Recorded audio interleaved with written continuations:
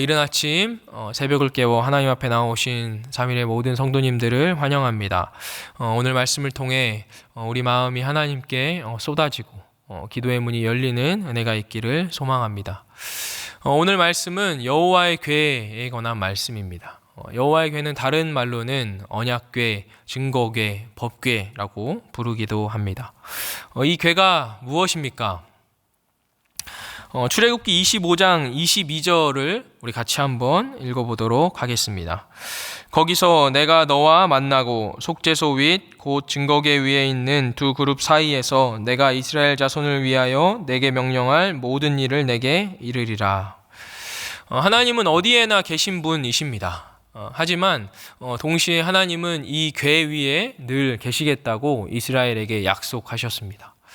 이스라엘은 이 언약궤 앞으로 나아가면 언제나 하나님을 만날 수 있었습니다. 하나님께 기도하고 하나님의 뜻을 구할 수 있었습니다. 그러니까 이 궤는 하나님의 방이라고 부를 수 있습니다. 이스라엘의 신앙에서 이 언약궤는 다른 그 무엇과도 비교할 수 없는 독보적인 존재감을 갖고 있는 것이었습니다. 이스라엘이 아주 오랜 시간 동안 하나님을 무시하죠. 급기야 이들이 이 언약궤를 마치 하나의 무기처럼 여깁니다. 전쟁에서 지고 있으니까 우리가 이 언약궤를 갖고 나가면 이기겠다. 이런 마음으로 이 언약궤를 이용하려 합니다. 이들은 전쟁에서 대패하고 언약궤마저 빼앗기게 되죠.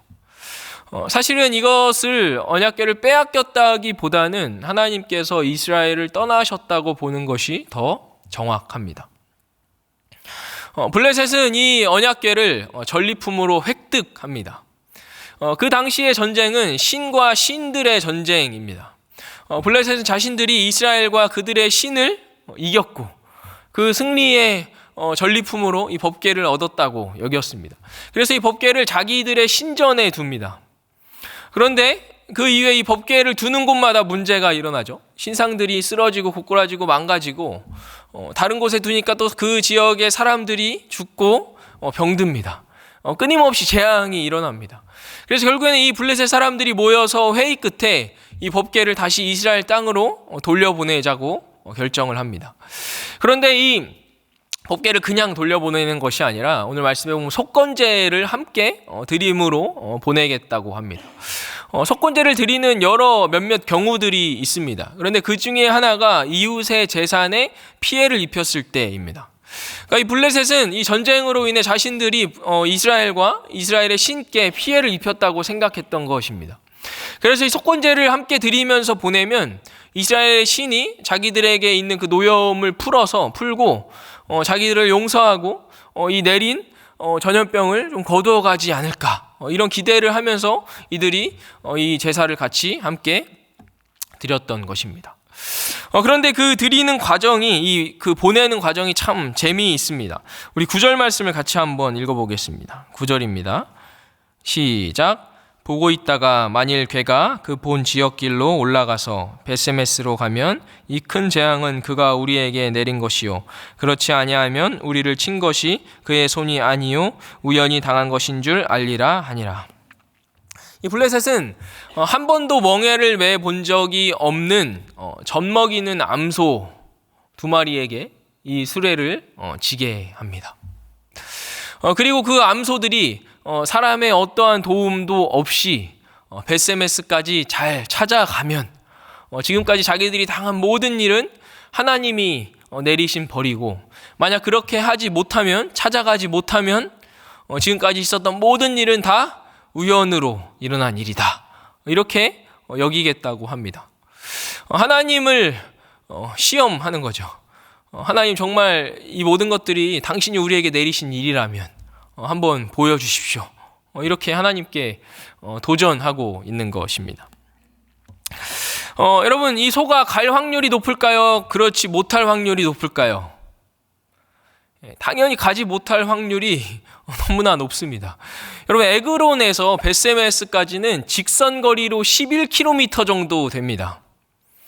가는 길의 대부분은 산지이고 꼬불꼬불한 계곡이 있습니다. 여러 갈림길이 있습니다. 여러분, 한 번도 멍에를 매 본 적이 없는 소가 사람의 도움이 전혀 없이 이곳에서 그 먼 길을 아마 적어도 20-30km 정도 되는 그 길을 홀로 찾아갈 수 있겠습니까? 아마 우리에게 찾아가라고 해도 쉽게 찾아가지 못할 그런 길입니다. 사실 거의 불가능에 가깝습니다. 여러분, 하나님이 어떻게 하셔야 합니까? 그들의 요구를 들어주실 필요가 있습니까? 없습니다. 그냥 그대로 그냥 블레셋에 머물면서 계속해서 블레셋에게 심판을 내리셔도 됩니다. 그런데 하나님께서 그 블레셋의 장단에 맞춰 주십니다. 아마도 하나님이 백성들에게 돌아가고 싶으셨던 것 같습니다. 그리고 사실 무엇보다 하나님께서 이 일을 통하여서 블레셋 가운데 자신이 어떤 존재인지 알리고 싶으셨던 것 같습니다. 지금까지 너희들이 겪었던 그 모든 일들이 내가 허락하지 않으면 그 무엇도 일어날 수 없었다는 것을 하나님이 그들에게 가르치고자 하셨습니다. 너희들이 이긴 것이 너희들이 힘이 있어서가 아니라, 너희들의 신이 나보다 더 뛰어나서가 아니라 내가 다 허락한 것이다. 온 세상에서 두려워할 만한 유일한 존재는, 유일한 신은 바로 나밖에 없다는 것을 하나님이 블레셋 가운데 보이십니다.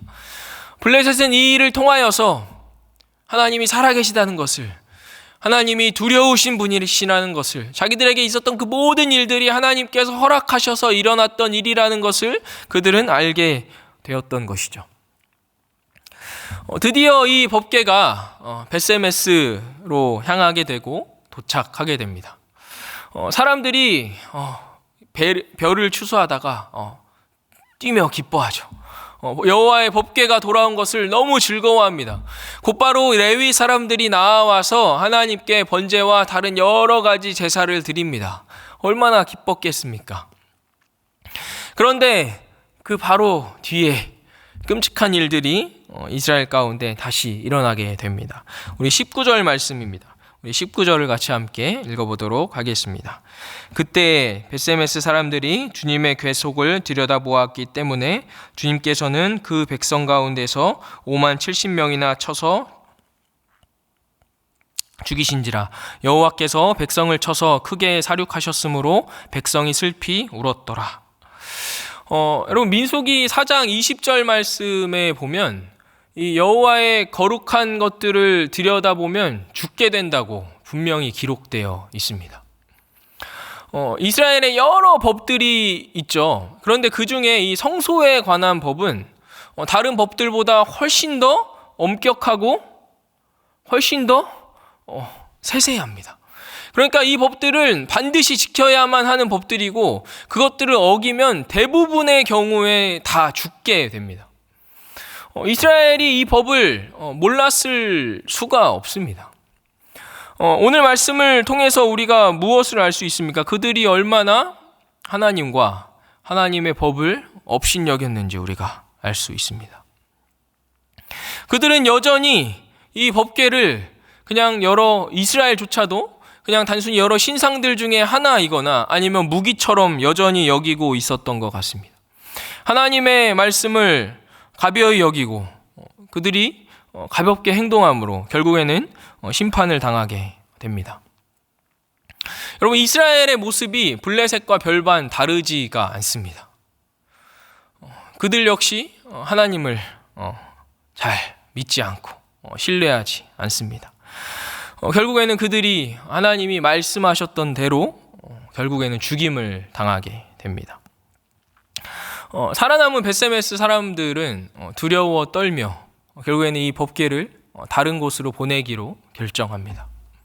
하나님 앞에 회개하며 하나님이 긍휼히 여겨주심을 구하며 하나님과 함께하는 것을 선택하는 것이 아니라 하나님과 함께하지 않기를 그들이 결국에 선택하게 되는 거죠. 결국에 이 법궤는 기럇 여아림이라는 곳에 가게 됩니다. 다윗이 이 법궤를 다시 되찾아가기 전까지 그곳에서 20년가량 이 법궤가 머무르게 됩니다.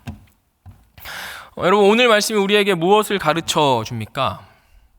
여호와를 경외하지 않는 자들이 어떻게 되는지 보여줍니다.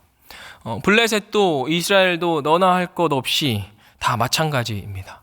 특별히 오늘 말씀해 보면 하나님께서 언약 백성에게는 더 엄격한 잣대를 대는 것을 우리가 볼 수 있습니다. 하나님은 분명히 우리를 사랑하시는 분이시죠. 자신의 생명보다 더 우리를 사랑하십니다. 동시에 하나님은 두려운 분이시기도 합니다. 성경의 곳곳에 보면 하나님은 분명히 자신의 뜻을 이루시고 자신이 말씀하신 것을 지키시는 분이십니다. 성경의 곳곳에서 하나님은 너희들이 나를 가벼이 여기면, 너희들이 나를 업신여기면 내가 너희를 버리겠다고, 내가 너희를 심판하겠다고 분명히 말씀하시는 분이시죠. 여러분, 하나님 백성의 마땅한 태도는 무엇입니까? 여호와를 경외하는 것입니다. 잠언은 이렇게 이야기하죠. 여호와를 경외하는 것이 지혜의 근본이다. 여러분, 우리가 하나님을 다 알 수 있다면 얼마나 좋겠습니까? 하나님의 뜻을, 하나님의 마음을 다 이해할 수 있다면 참 좋겠습니다. 그런데 그렇게 할 수가 없죠. 개미가 인간을 얼마나 이해할 수 있겠습니까? 우리는 그것만큼도 사실 하나님을 알 수 없습니다. 하나님은 너무나 크시고, 하나님은 너무나 정말 우리가 헤아릴 수 없는 그런 분이시죠. 하나님은 이해의 대상이 아니라 경외의 대상이시고 예배의 대상이십니다. 하나님 백성의 마땅한 삶의 가장 기초적인 태도는 하나님을 사랑하는 것과 동시에 하나님을 경외하는 것입니다. 우리가 우리의 삶 가운데 그 하나님을 경외하는 태도가 끊이지 않기를 소망합니다. 오늘 하루 우리가 살아갈 때 여호와 앞에 겸손히 무릎 꿇고 하나님께 묻고 구하며 오늘의 삶을 우리가 일구어 나갈 수 있기를 간절히 소망합니다. 우리에게 주신 말씀과 또 우리가 각자 갖고 계신 기도 제목들을 갖고 우리가 함께 좀 기도하며 우리 나아가도록 하겠습니다. 살아계신 아버지 하나님 감사합니다. 하나님